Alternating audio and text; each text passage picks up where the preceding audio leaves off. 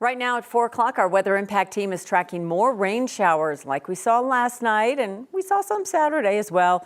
There are 600 flight delays at DIA at the moment. The airport has issued a ground delay.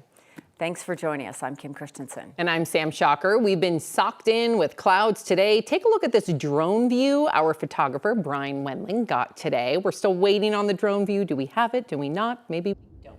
Oh, there it is. Okay, yeah, that's exactly right. You see a lot of moisture in the air. It looks like, okay, his windshield wipers are going. So you saw the golden camera with all the raindrops all over it? Crazy.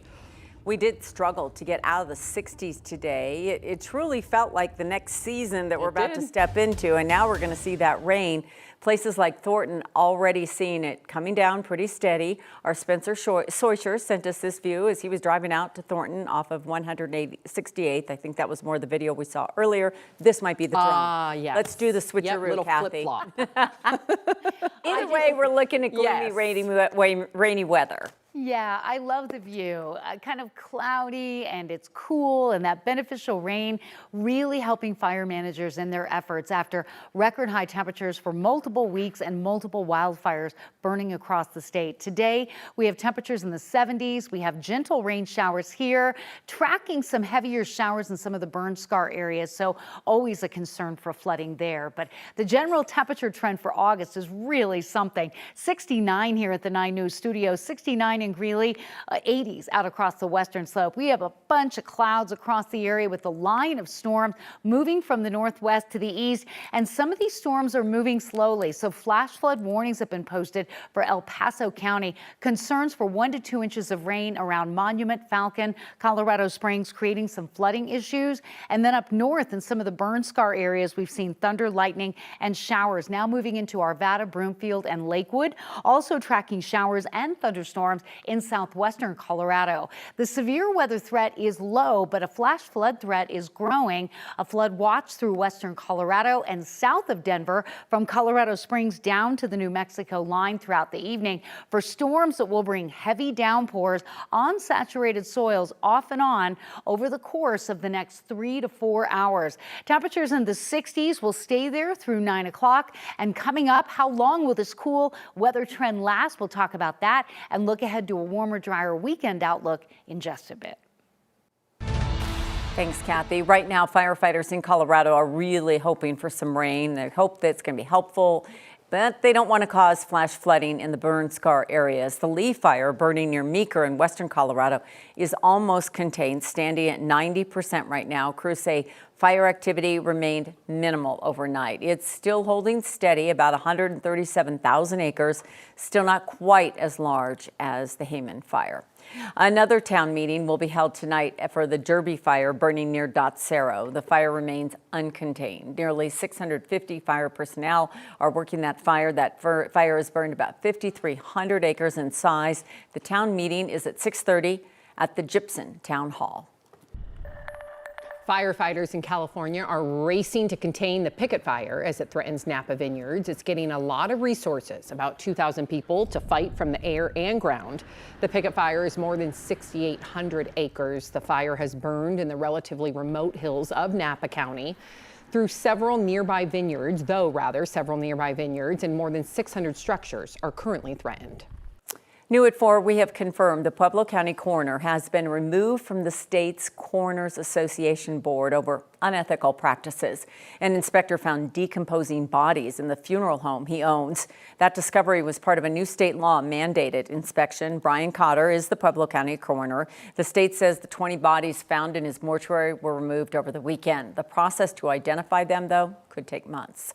The mortuary's license has since been suspended. Since the coroner is an elected official, they can't really remove him. On Thursday, the Colorado Coroners Association unanimously voted to remove him from his secretary position on the board. He has not yet been charged with a crime. State officials have also set up a victim assistance tip line. That number should be on your screen right there. Since Friday, CBI says they've gotten more than 840 calls. Drivers trying to get to work and school this morning got caught in a shootout near a busy intersection in Denver. Police were responding to calls that a man was pointing a gun at drivers on Alameda near I-25. DPD says several officers fired their weapons at a suspect who is now in the hospital. 9 News reporter Jeremy Hohola found a witness who saw it all unfold. Yeah, hi there. This all unfolded during the busy Monday morning commute, and for one mother, it was like a scene out of a violent movie. This is the aftermath of a shooting at Alameda and La Pan during the busy Monday morning commute.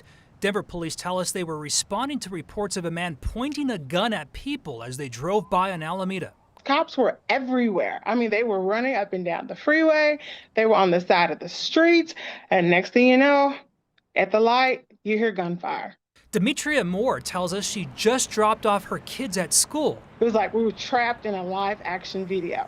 When she got stuck in the middle of the chaos, she saw 3 police officers fire their weapons. All 3 of them were standing in the stands. I mean, it looked like something from the police academy. They were ready. They were looking for someone. Then you heard pop.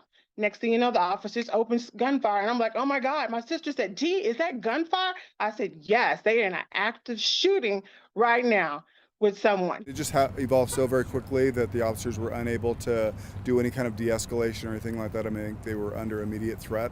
Denver's chief of police, Ron Thomas, said the man pulled out a gun as soon as officers arrived. Thomas says they fired immediately. Then there was a standoff for 5 minutes before police fired again. I don't know if there's some sort of mental health challenge that caused him to be pointing a weapon at passing vehicles.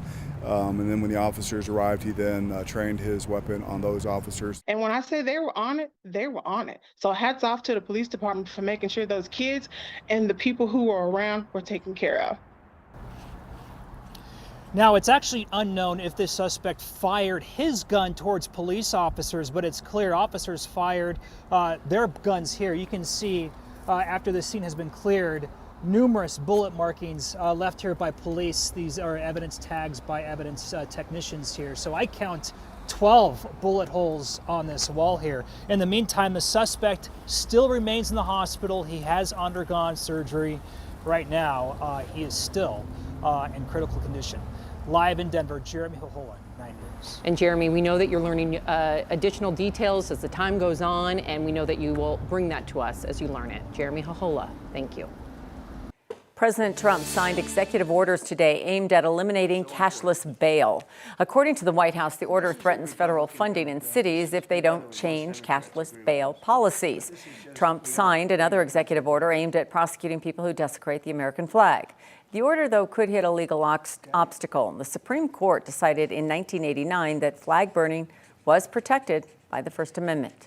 During the signing ceremony, the president called out several Democratic governors, including California's Gavin Newsom, saying he is still considering sending the military to states to crack down on crime.